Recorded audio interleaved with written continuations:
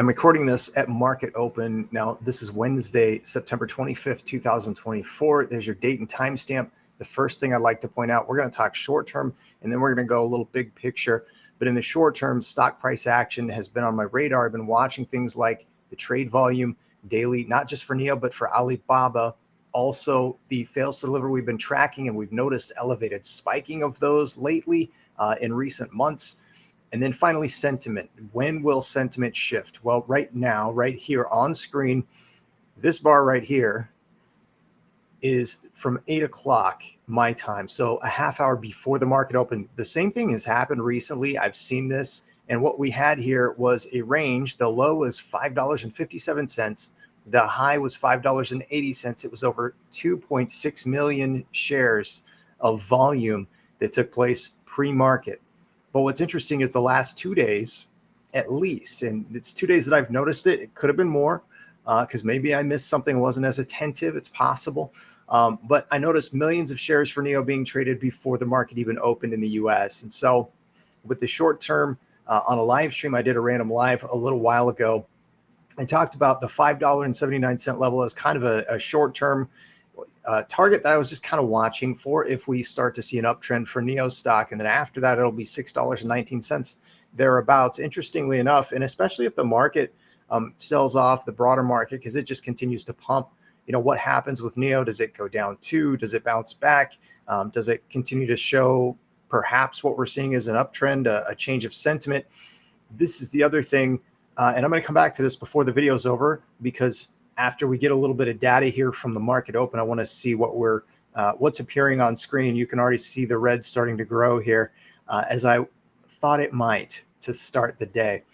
Let's jump over, though. This is the fails to deliver chart very briefly. We may come back to it, but I just want to point out these are the spiking levels we've seen for the fails to deliver. That's when it's possible that there could have been naked shorting or suppression of stock price for NIO.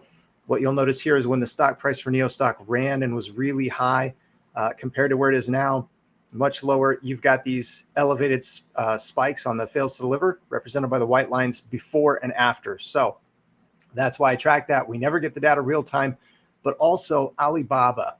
This is one, and I'm still waiting on some more data from early in September. We should get it hopefully in the next few days, but if not next week. And what's interesting is I had said before, I thought if we do see big money flow back into Chinese stocks, Alibaba will probably be an easy one to see it in. We'll see elevated trade volume. And we certainly have seen that lately. Also a potential uptrend. But interestingly enough, Alibaba is a very profitable company, and it is very rare for profitable companies to get the fails to deliver, certainly at the levels that it's had here. Look at this, with the price perhaps being suppressed versus where it was back here with lower levels on the fails to deliver. Again, this is just something I track. I want to have an idea what might be going on. But again, I'll keep tracking, because if we have continued kind of elevated volume with an obvious uptrend for Alibaba, I think that will be an indicator that we can maybe see more upside with not just Alibaba, but NIO and other Chinese stocks as well. This is actually, I waited to do the weekly video because I was watching to see trade volume and things like that from Tuesday. Normally we get this data and I do a video on Tuesday, but NIO had over 100, I think it was about 115 million shares traded by the end of the day, including after hours here in the US yesterday. So I was kind of tracking that and then kind of playing around on Twitter as well, Twixter, with some fun tweets. But the numbers for this week, which really, I think it's hard to get a read on this because NIO's coming out with Onvo, their first sub-brand. I think those deliveries may have already started. They said, I think technically or officially, they were going to start deliveries of Onvo and the L60 on the 28th, but I just wouldn't be surprised if they've already started. So anyway, they've obviously been producing those as well. And then I think this week would have also encompassed Mid-Autumn Festival, so holiday. So NIO with 3,700 on the insurance registration side of things. I'm curious if we'll get a glimpse of Onvo next week in the weekly data. That's kind of what I'm wondering. So moving on, this is actually the bigger picture. NIO is the brand, the premium brand that is taking market share from these companies, Mercedes-Benz, BMW, and Audi in the Chinese market. But I still want to have an idea of how many sales these companies are getting, because that means more potential sales that NIO can take in the future. And I do think we'll see it happen. I don't know the time frame, but I'm wondering if 2025 will be the pivotal year for that.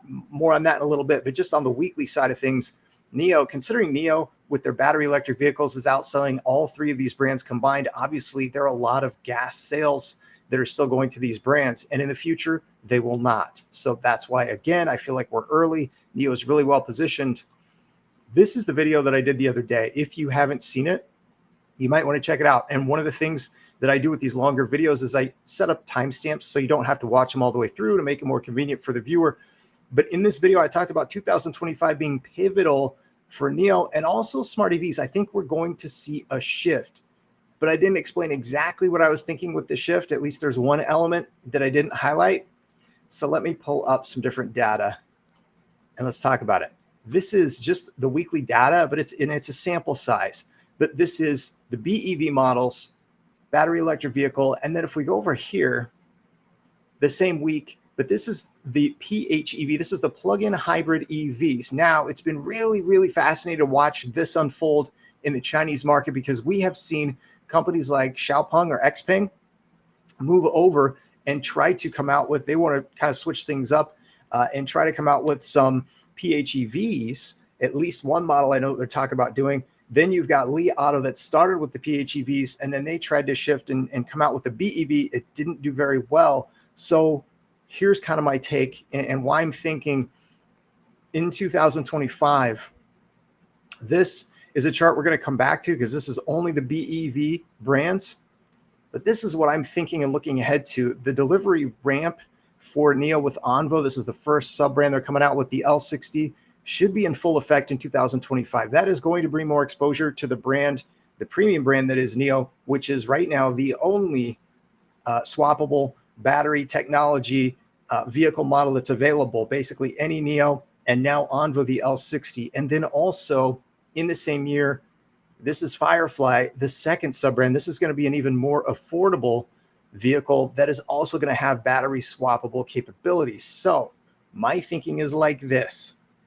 If we look at the BEV, the battery electric vehicle brands, and we've got all the price ranges, NIO has only been positioned with their premium brand, and you see they're placing in every one of these areas, 1, 2, 3, the highest end, the second highest, the 300,000 RMB price range and above, roughly 40,000 US dollars and above. And then also some in this price range. This is probably where Onvo is going to come in with the L60, and maybe there will be some cheap enough to be down here. I think they'll all be here though. I actually didn't run the numbers, so my apologies. Somebody probably can drop it in the comments and say right away. I bet I know some of the NIO Global people do their research and they probably already know those numbers. So let me know, drop it in the comments. Thank you for that. What I do expect is when Firefly comes out, it will be in these price ranges, especially with battery as a service optionality. And that means NIO with NIO's sub-brands will encompass the entire market. Also, NIO will have their partners starting to come out with their own battery swappable models. And I believe it is a matter of time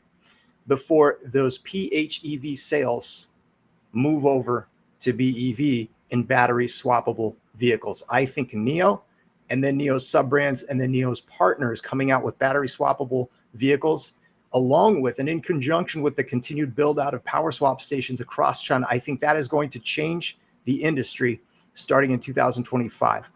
So that's a little bit that a couple of points that I hadn't shared or talked about in that video. Again, I'm all about trying to connect the dots and look ahead and just kind of nerd out with things. Let's go back to NIO now and see how we're doing, as it is almost 10 minutes in. And look at that. We've got red and we've got more red. So here we go. The high for this candle, 578. The low looks like 564. How about this one? 569, almost 570, and then 561. Over 2 million on that one, over 6 million on that. Do you see a recurring kind of theme here, a trend? Meanwhile, with just 10 minutes in, not quite 10 minutes into the market open, NIO's already traded almost 14 million shares. I'm not sure if that counts the pre-market, because the pre-market, there were at least 4 million that I saw before I started recording and kind of getting set up to do this video. So anyway, it's all fun. I enjoy continuing to learn.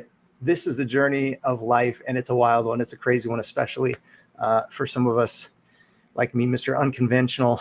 I'm just different, but it's all good. And I appreciate the supporters, the people who've been here on this journey, sharing part of it with me. Let me get this video up and out. Have a great day. I'll be back with more content pretty soon. Thanks and have a great day.